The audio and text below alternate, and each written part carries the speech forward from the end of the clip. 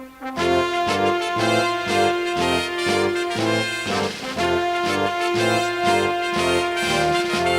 have heard the joyful sound. Jesus saves, Jesus saves. Spread the tidings all around. Jesus saves, Jesus saves. Ladies and gentlemen, good morning. This program is brought to you by Christ our God, the only Savior radio broadcast with your radio evangelist, Ray Salomon Jr., DYHP, Cebu City, Philippines.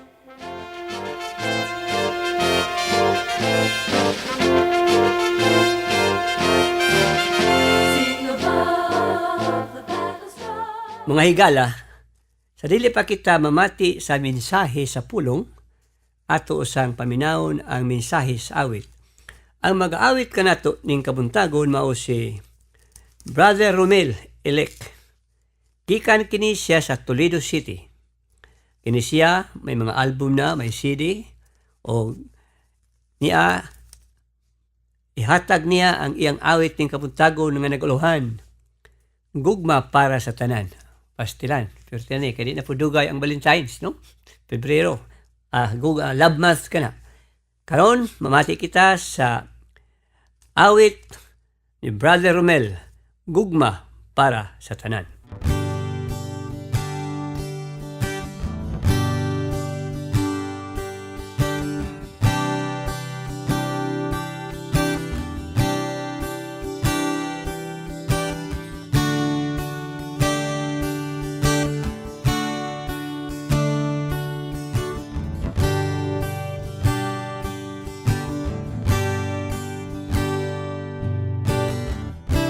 Ang gugma mo para sa tanan, ang gugma mo dili hitop nga, ang gugma mo ay katapusan, hangtod sa kahangturan. Daghang higayon, kasing-kasing mo nasakitan. Ang butog nga ba kami imong ihigugma. Sa tanang panahon, ikaw nagmatinud anon. Himayaon ka,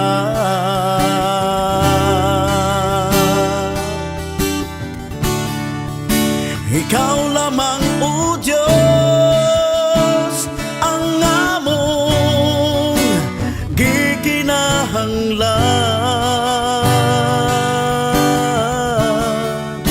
Wala na'y lain pa, ikaw lang, ikaw lang.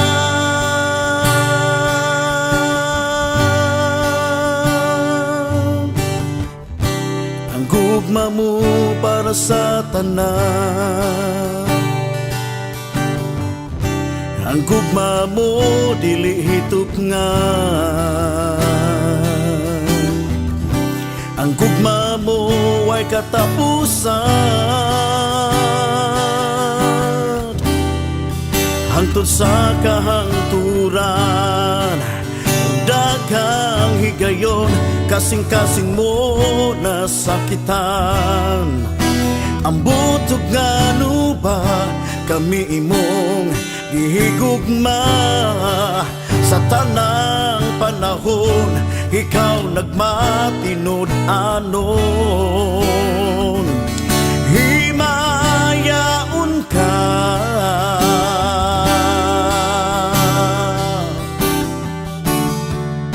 ikaw lamang, O Diyos, ang among gikinahanglan.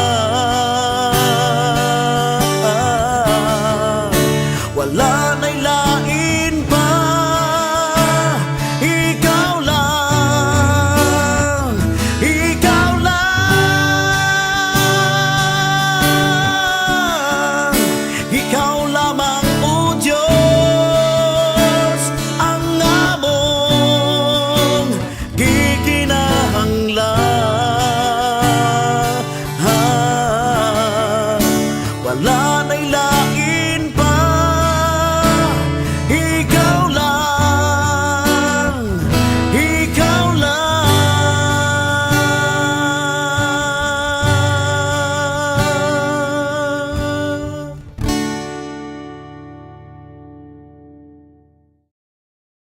Mga igala ning kabuntagon, ang atong topiko para nini nga Domingo, things that make many people financially hard up. Ini mga butang nga nakapahimo sa taong lisod sa kinabuhi. Sa ako pa nasulti na itong unang simana, tulo ka klase ang tao sa iyang pangabuhi. Tulo ka klaseng kahimtang sa tao dinis kalibutan. Ang primerong tao mo ni having enough to survive here on earth. Kanang enough to survive dinis kalibutan. Ang ikaduha kanang ginganlag having more than enough. Having more than enough. Sa ato pa ang iyang gikinahanglan sobra kaysa iyang gikinahanglan. Unya ang ikatulo, having less than enough. Katong mga tao nga di makaabot sa enough. O ang akong sentro ni kabuntago ni ako sa ikatulo. Having less than enough. Nga naman daghang mga tao sa kinabuhi nato karon nga naaman sila sa kalisdanan unya gingalan og having less than enough. What makes many people financially hard up? Unsa may nakapahimo sa mga taong lisod? May igsuon ning kabuntagon na 5 ka dagkong butang nga nakapalisod gyud sa tao. Dili nato ni mahurot ning Domingo ha. Tingali akong dadon lamang ang duha sa sunod Domingo ang unsay nga ining tulo. Mao kini mga butang nga nakapalisod sa tao sa kinabuhi. Number 1, kining laziness ang pagkatapulan. Ikaduha, kining gingalag unplanned life, kinabuhi nga walay plano. Ang ikatulo mga igsuon, kanang buying wants before needs. Magpalit kita pag-una sa mga butang nga wa gikinahanglan na. Giulhin na ang gikinahanglan. Unya, ang sunod, mga igsuon ko, no proper health care. Daghang kalisdanan na akanato karon kay wa ta nagpasibaya kita sa pag-atiman sa atong lawas. Og ang katapusan, ngano lisod ang tao. Daghang mga tao karon biktima sa mga bisyo. Mao kini mga igsuon ko ang mga butang na nakahatag og dakong kasakitan, bangil sa mga panalangin aron maangkon ang atong mga gikinahanglan. O unahon ta kining laziness. Mga igsuon kining laziness unsa ba ni sa Binisaya kining pagkatapulan. Sa dili pa ta ngadto unsay tapulan nga tao, ato usang tun-an kanang what to know about survival, human survival here on earth. Unsaon magyud ang tao mabuhi sa kalibutan? Daghang mga tao mahibalo og unsaon pagkabuhi sa kalibutan. Hinganis kalibutan, nangabuhi sila apan wa gid mahibalo unsaon ang tao mabuhi sa kalibutan. Primero mo ni ang atong hibaw-an may tungod sa atong survival. Primero, atong hinumduman, it is God who made man and it is also God who supply all the needs. Ang Diyos mo naghimo sa tao ug ang Diyos pud mo nagsupply sa tanang gikinahanglan. Ang iyang kinabuhi, ang supply sa iyang kinabuhi gikan sa Dios. Ang kasulatan nag-ingon, walay tao nga makaangkon og bisan unsang butang kun dili gikan sa langit. Walay tao makaangkon sa bisan unsang butang kun dili gikan sa langit. Mga kahigalahan ning kabuntagon atong iisip nga ang Dios mo'y naghimo nato og ang atong mga kinahanglan gikan ra kaniya. Unya, God prepared all what man needs to survive before He came to the world. Mga igsuon, ang Diyos maluluyon sa tao. Sawa pa moabot ang tao sa kalibutan, nagpreparar na ang Diyos sa tanan niyang gikinahanglan. Nga naman nga, gipreparar man sa Diyos ang tanang gikinahanglan.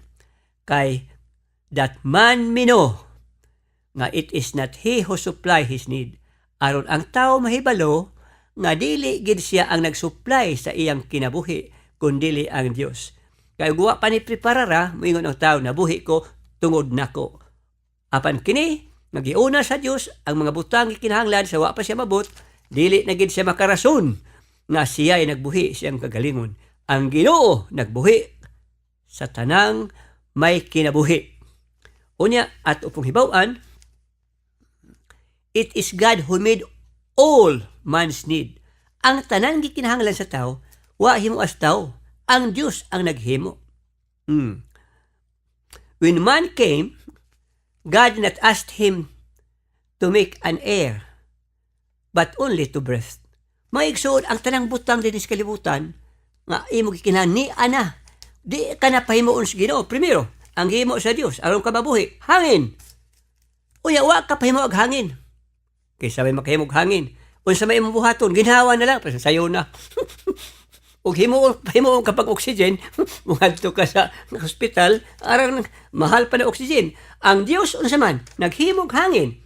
Because may tao makahimog hangin. Unya unsa may imong buhaton aron mabuhi, ginhawa na lang. Na og di pug ka mo ginhawa, na ayaw pug basulog mamatay ka.